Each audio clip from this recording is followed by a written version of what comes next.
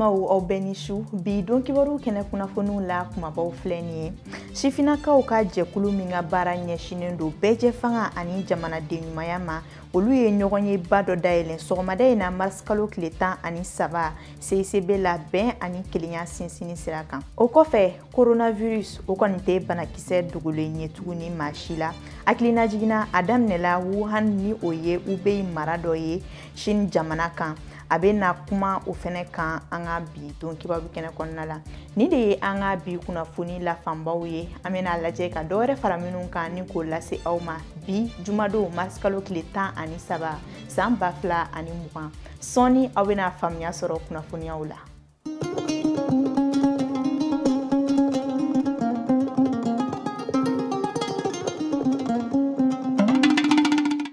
NFTV jabarani lajɛbaw aw dan seko kura aw ka bi don kibaru kɛnɛ kɔnɔna na i n'a fɔ kunnafoni daɲɛ kumabaw la an y'a fɔ ɲɛna togoya min na sifinakaw ka jɛkulu min bɛ n'olu ka baara ɲɛsinen don bɛɛjɛ fanga ani jamanaden ɲumanya ma olu kɔni ye ɲɔgɔn ye belebele dayɛlɛn sɔgɔmada in na mars kalo tile 13 CICB kɔnɔna la bɛn ani kelenya sinsinin sira kan u ka laɲini ye ko ka se ka danaya ani ɲɛmaya k'o bɛrɛbɛrɛ sifinakaw yɔrɔ ani ka se k'u dɛmɛ u ka se ka kɛ jamana ka sɔrɔ ɲɛta seko ani dɔnko o maa bolo denw ye baara in bɛna kɛ tile 2 kɔnɔna na Ana Marie Yvonne Traoré ale ni Bakari Kone olu tun bɛ kɛnɛ kɔnɔna na NFTV maaw tɔgɔ la. Bi lajɛrɛ min kɛra a ye denmisɛnninw ni maakɔrɔba ka fɔ ɲɔgɔn kan ka bɛn ni kelenya kuma fɔ walasa an ka jamana bɛ se ka basigi cogo min na maaw bɔra Mali marabolow bɛɛ lajɛlen kɔnɔna la ka na ni kɛnɛ in kan jɛkulu min ye ni baara in sigi sen kan a ɲɛmaaba ye wele bila funakɛninw ma u k'u sen don bɛn ni kelenya baaraw la u kana kɛ den kɛrɛfɛ ye. Bibi na an ka jamana bɛn ni kelenya a lawaleyali bɛ se ka kɛ cogo di an bɛɛ faralen ɲɔgɔn kan k'a fɔ ko jeunes ka baara ye nin ye ou bien adultes ka baara ye nin ye ou bien silamɛw kan ka nin kɛ chrétiens kan ka nin kɛ mais an bɛ se ka fara ɲɔgɔn kan cogo di ka faamuyali kɛ bibi na bɛn ni kelenya a bɛ se ka lawaleya cogo di fɔlɔ la lawale jumɛnw de tun bɛ yen nɔ an ka sigida kɔnɔna na ni an ka légitimité traditionnelle n'o ye an ka dugutigilakaw ye ani n'o ye an ka jeliw ye olu tun bɛ fɛn jumɛn kɛ mécanisme jumɛn de kɛ fɔlɔ pour que min ye bɛn ni kelenya ye o bɛ se ka lawaleya an ka dugu kɔnɔ cogo donc bibi na lajɛ in y'o de an y'a kɛ Mali région bɛɛ la donc olu kun ye foraw ye ka organiser ka légitimitéw ni silamɛw ni chrétiens ni jeunes ka bɛɛ fara ɲɔgɔn kan pour que k'a kuma fɔ donc nin ye a lajɛ national ye nin de la sisan fɛn o fɛn fɔra dugumala la ka yɛlɛ ni o bɛɛ ye k'a bɛɛ kuma fɔ ani yan nɔ ka bɔ ni recommandation ye pour que an ka jamana bɛ se ka bɛn ni kelenya lasɔrɔ cogo min na silamɛw ka baara o kan ka kɛ nin ye olu ka prêche la o kan ka nin bila ɲɛfɛ chrétiens ka prêche la o kan ka nin bila ɲɛfɛ mun ye an ka dugutigilakaw ni jeliw ye olu fɛnɛ kan ka nin bila ɲɛfɛ min yɛrɛ an jeunes ye an ni mɔgɔkɔrɔbaw bɛ se ka baara kɛ ɲɔgɔn fɛ cogo di pour que min ye anw bɛ to ka don kɛlɛw la ka sɔrɔ an t'a dɔn ou bien an bɛ utiliser kɛlɛw la ka sɔrɔ an t'a dɔn min ye caman bɛ se ka bɔ o la cogo di sigida taɲɛ an jeunes an jɔyɔrɔ kan ka kɛ mun ya la mɔgɔkɔrɔbaw kɛrɛfɛ ani mɔgɔkɔrɔbaw fɛnɛ bɛ se ka ladilikan ani accompagnement jumɛn fɛnɛ di jeunes ma pour que bɛn ni kelenya bɛ se ka sigi an ka jamana kɔnɔ cogo min. Lajɛrɛ in nafa bonya kosɔn an ka jamana minisiri min ɲɛsilen don denmisɛnnin ani farikolo ɲɛnajɛ ma ale ka ciden tun bɛ kɛnɛ kan a ye dantigɛli kɛ. AJCAR bɛ na ni min kɛ bi bɛn ani kelenya kan ani ka jamana kɛ kelen ye o ye koba dɔ y'an bolo an ka baara o de ye o mission dilen b'anw ma parce que nin bɛ an ka accord min ye n'an y'a signé l'accord pour la paix et la réconciliation ici du processus d'Alger nin bɛ taa o taabolo la a annexe 3 ka se ka jɛlajɛbaw kɛ mɔgɔw k'u sigi ka ɲɔgɔn kumaya ka ɲɔgɔn faamuya parce que o de ye Mali ye et surtout denmisɛnw de b'o o ko camancɛ la donc o y'anw ka ko de ye anw tɛ se ka to kɔfɛ. Ni sini ɲɛsigi ye denmisɛnninw ye n'olu sen donna bɛn ni kelenya kuma la an b'a jigiya ko donna nataw la an ka jamana na basigi. Coronavirus o kɔni ye banakisɛ ye min dogolen tɛ maa si la tuguni hakilina jiginna k'aw ladɔnniya k'a fɔ ko coronavirus banakisɛ yɛrɛ yera Wuhan de Hubei mara kɔnɔ Chine jamana kan a kelenkelenninw bɛ ka ye an bara yan nɔ farafinna o de kama Mali marabagaw ye fɛɛrɛw sigi sen kan an ka bankurunin jigin kɛnɛ la n'an b'a wele ko Modibo Keita yaasa ka se ka sɛgɛsɛgɛli kɛ ka sigalamaw k'olu kɔni meru kɛrɛfɛ ni k'u kɔlɔsi an ka maaw sera a kɛnɛ kan u y'an sama kibaruyaw la. coronavirus be ki sensen don ni ka do anda fe jamana wala anga jamana kene tigila maw ye fere jmen sigi senka anga jamana boda wala kene ni ala panguru jigi kene uka wala sa kanim bana jugu bayin kumbe on keleno ka disposition min ta aéroport la disposition tara mena kabri 2015 kabri ala ebola sama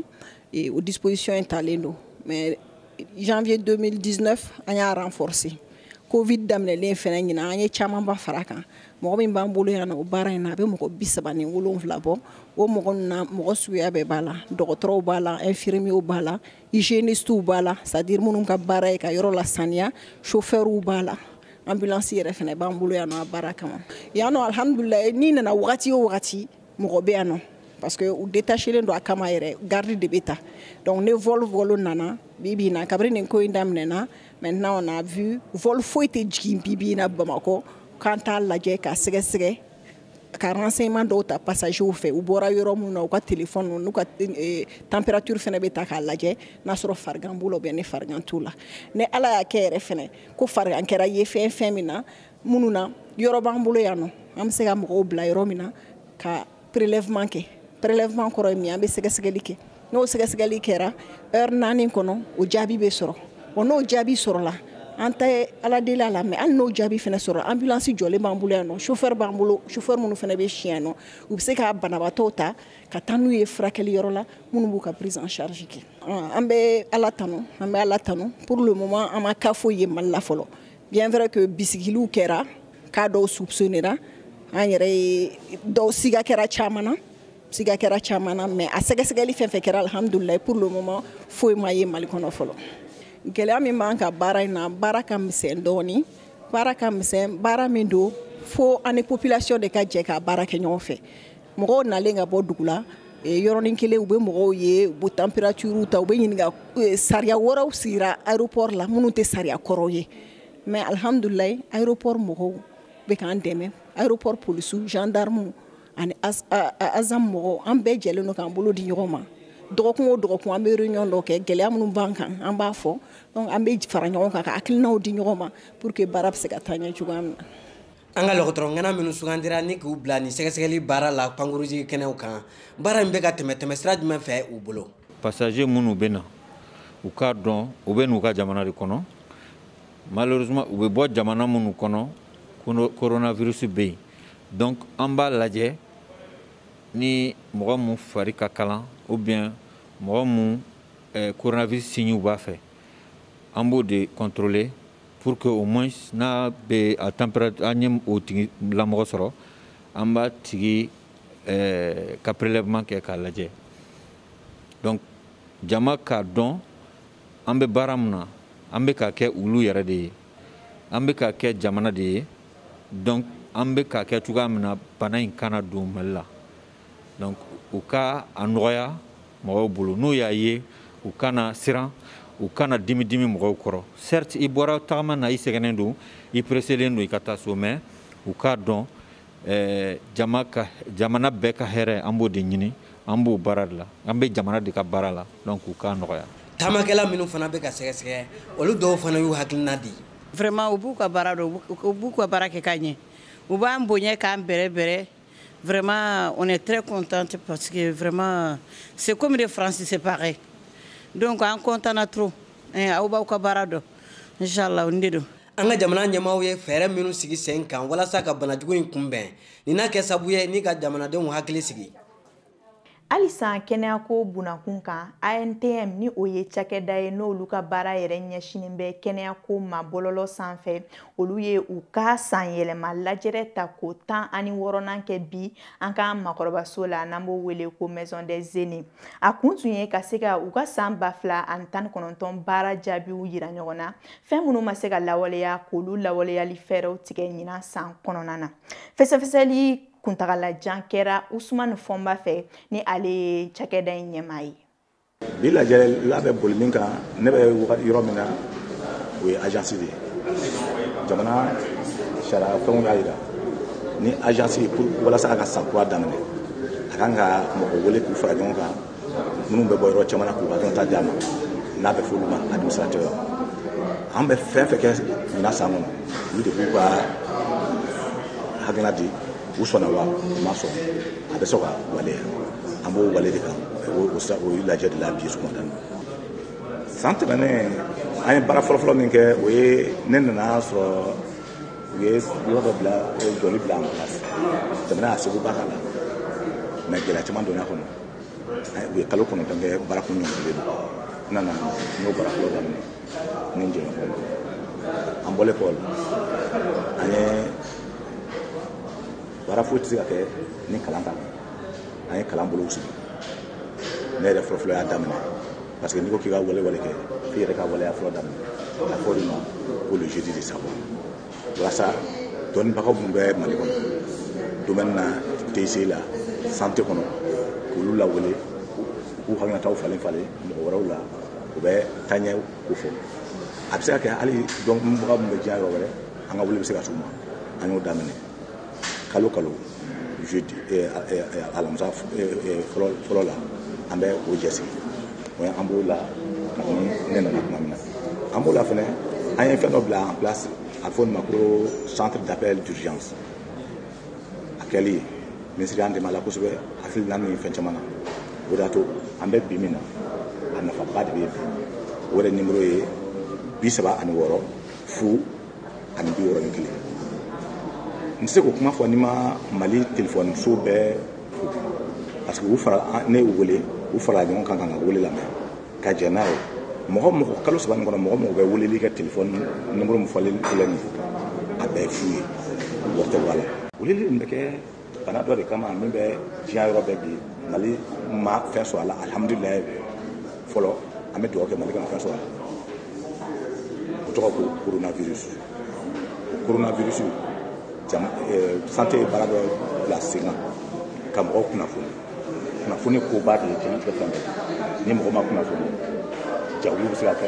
fɛn wɛrɛ bɛ se ka kɛ kalancogo wɛrɛ bɛ se ka kɛ o de y'a to santé bila en place sen kan mɔgɔ minnu bɛ kɛnɛmanaw la u mana hakilina min sɔrɔ u bɛ se k'an wele k'o fɔ an ye an bɛ taa sɛgɛsɛgɛ n'a kɛra tiɲɛ ye jamana yɛrɛ b'a jɔyɔrɔ fɔ mais n'u bɛ se k'an wele fɛn min kan fɛnɛ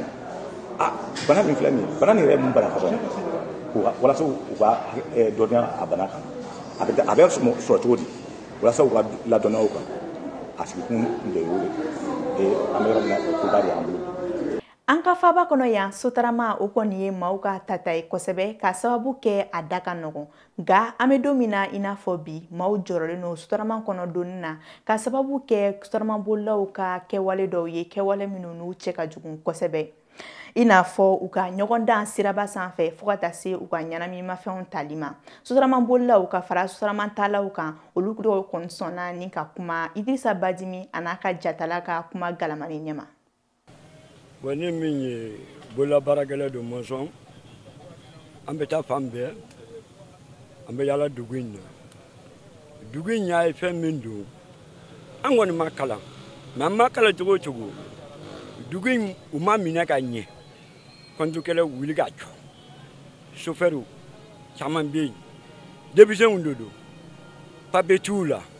fɛn min b'u kɔnɔ a ka ca u yɛrɛ ma o ye min ye syndicat polisiw ɲɛmɔgɔw sécurité olu de kan ka dugu in sécurité mais minɛ ɲɛbaliya o de bɛ ka na ni nin bɛɛ ye an kɔni b'a deli u fɛ ka deli Ala fɛ ka deli u fɛ jamana in sécurité a ɲɛli a ka di an ye. Tiɲɛ na accident in kɔni kɛra a ma diya anw yɛrɛ mobili baarakɛlaw si ye nkalon yɛrɛ a ma diya an si ye. Ladilikan bɛ ne bolo ka se chauffeur ma u ka sabali u ka boli ka ɲɛ u ka boli ni hakili ye u ye fura min drogue mun ta u k'o dabila o de bɛ na ni kasara ninnu ye sinon ne filɛ hali ne tɛ cigarette min ne ka minta da tɛ ani jisuma dɔrɔn i y'a faamuya sinon chauffeur u fana u ka boli ni hakili u kana parantiw lamɛn quoi parantiw bɛ chauffeur bila tiɲɛliw la quoi.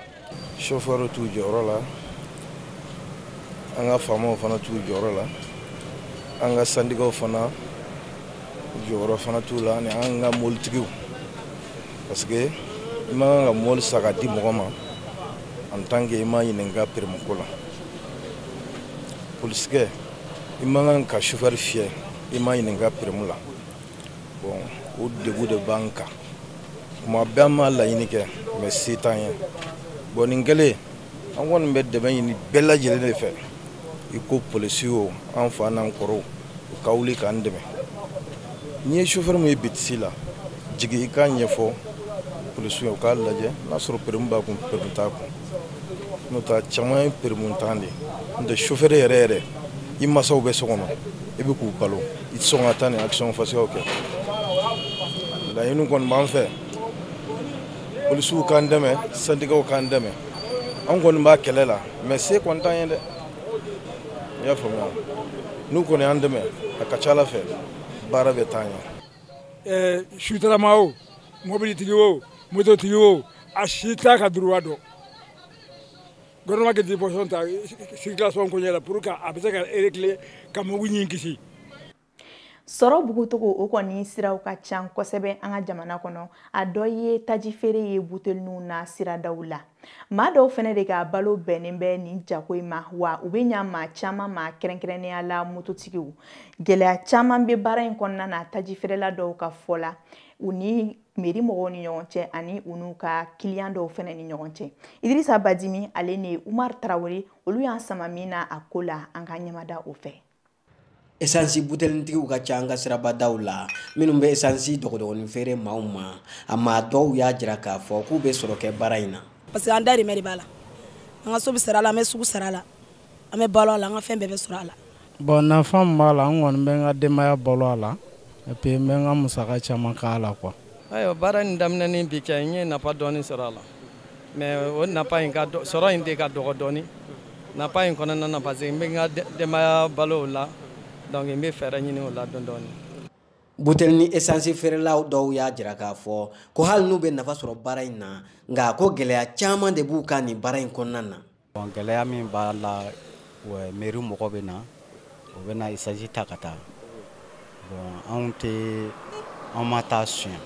an bɛ taa san olu bolo de ka na an ka dahirimɛ ɲini a la bon o kɔnɔna na u bɛ na fɛn ninnu ta ka taa. Bon an ma se ka foyi fama o ko in na. N'i ye mɔgɔ caman ɲininka o b'a fɔ ko an bɛ wari sɔrɔ a la puis wari t'a la kilancɛ bɛɛ bɛ taa client fɛ juru la dɔw bɛ se ka kalo kelen kalo fila dɔw t'a sara dɔw yɛrɛ ta 1000 ni kɔ kuma dɔ la fo 2000 a sɔrɔli ye baara ye f'an ka taa an ka fini di a dɔw ma dɔw ye tailleur yɛrɛ fana ye an bɛ se ka taa an ka fini d'u ma a place la a kala wari la puis mairie mɔgɔw fana ka gɛlɛyaba de b'an kan kuma bɛɛ an b'a dogo dogo f'an ka essence de dogo la. Mun mana fɛn fɛn sɔrɔ b'a bɛɛ cɛ ka taa n'a ye kuma tɛ yen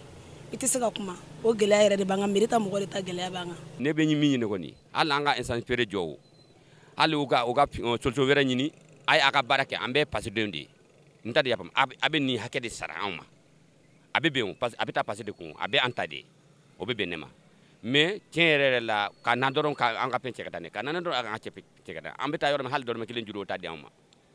mais olu kɔni nana dɔw b'a cɛ ka taa ne. Maa minnu fana bɛ essence ninnu san u bolo siradaw la o maa caman y'a jira k'a fɔ ko ni essence feerela dɔw fana bɛ ɲagami don u ka feerefɛn na. Bon ne kɔni fɛ kɔni buteli feere nafaba t'a la